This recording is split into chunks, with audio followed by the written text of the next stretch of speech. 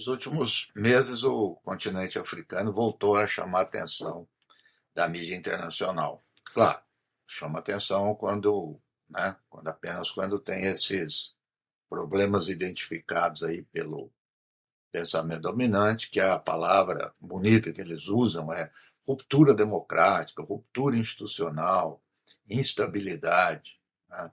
Mas não chama atenção à fome, à desigualdade, ao poder econômico e político das grandes potências em associação com as elites locais.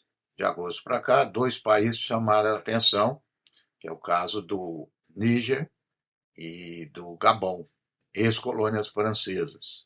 Se olhar num período maior, os últimos 8 anos, mais ou menos, 80% desses casos são em relação a países que foram colônia francesa. Então, daí alguns chegaram à conclusão, né, da perda da influência da França na região, ao mesmo tempo que tem chamado a atenção a presença da China e da Rússia, por vários meses. O caso da Rússia, o que também chama a atenção é o grupo Wagner. E a China já há um tempo, devido ao seu poder econômico, a forma como tem atuado em investimentos na região. E tudo isso veio também num contexto, o presidente Macron, que, aliás, tem dito que a França abandonou o colonialismo, que nunca vai recorrer mais. Muito interessante, né? Quando você mais reafirma o que não vai fazer, é porque é fato que o está fazendo. Então, Macron deu uma declaração bem polêmica, dizendo o seguinte, que se não fosse os militares franceses, a intervenção francesa em alguns países, ali também de influência de colonização francesa, né? Burkina Faso, Mali e Níger foram mencionados pelo Macron, dizendo que se não fosse a França, eles deixariam de existir enquanto Estados. Aquelas fronteiras deixariam de existir. Je vais essayer d'être très clair, et j'y reviendrai dans un instant. Mais enfin, de fait, nous avons eu une implication sécuritaire parce qu'il y avait des risques terroristes, et qu'il y en a toujours, et parce qu'il y a eu une demande d'États souverains que nous venions les aider. Et c'est dans ce cadre qu'a été décidée d'abord l'opération Serval, puis l'opération Barkhane. Je le dis avec beaucoup de force parce que si on l'oublie aujourd'hui, et si on cède aux arguments inadmissibles de cette alliance baroque des prétendus panafricains avec les néo-impérialistes, on vit chez les fous. La France est intervenue dès 2013 parce que des États nous ont demandé d'intervenir parce qu'ils étaient en train d'être simplement coupés en deux. Si la France n'était pas intervenue, si nos militaires n'étaient pas tombés au champ d'honneur en Afrique, si Serval puis Barkhane n'avaient pas été décidés, nous ne parlerions pas aujourd'hui ni de Mali, ni de Burkina Faso, ni de Niger. Ces États n'existeraient plus aujourd'hui dans leurs limites territoriales. Je peux vous le dire avec certitude. Pode ser verdade. E pode ser verdade também não que esses países deixaram de existir, que esses estados ou governos deixariam de existir, né? É claro, porque esses estados foram construídos ou moldados, boa parte, pela essa aliança das elites locais, elite militar, elite política, econômica, com as elites francesas, as elites europeias de uma forma geral. É um modelo, é um modo de, aspas, de transição do colonialismo, né? Aspas porque, na verdade, é uma mudança apenas de nome, né? Então é interessante que se fixa muito o debate nessa coisa, democracia, ditadura, tudo, sem se atentar ao que realmente, né, aquele contexto de representação dessa população, né, como é que esses setores populares se representam, né, nesse sentido. Então os militares, para o bem e para o mal, acabam sendo um veículo disso, né, são um termômetro. Então eles acabam sendo esse vetor que aparece, ora né, países europeus, França no caso, ora contra, que é o caso agora, como mencionei, de Níger e Gabão, né?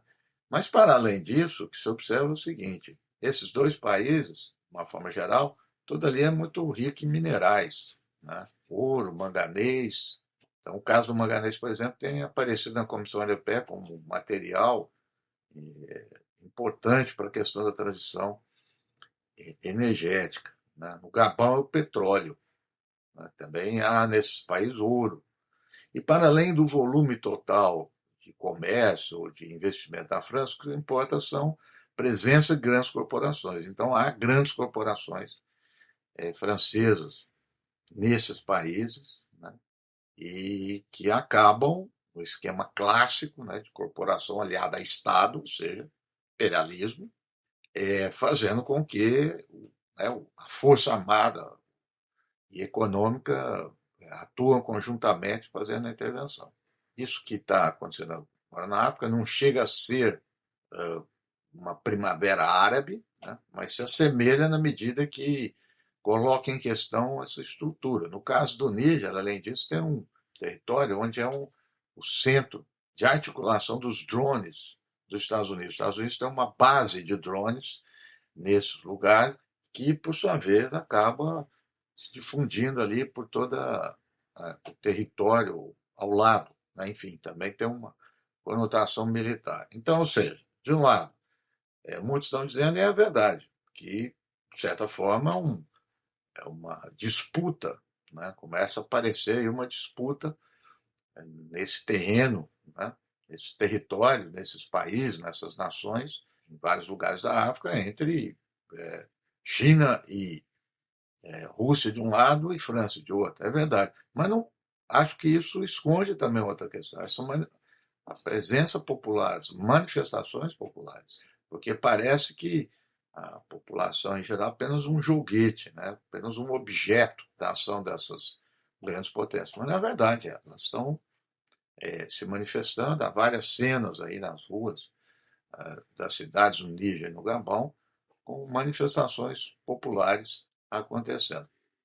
Como é que isso vai se viabilizar? Como é que isso vai se estruturar? Se vai alcançar os resultados de expansão democrática e de um Estado mais voltado às necessidades da população, é um outro momento.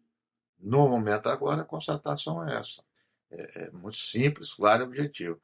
Há esses passos, onde tem população e recursos, e é isso que o imperialismo, o colonialismo antigo, o colonialismo moderno, pretende gerir.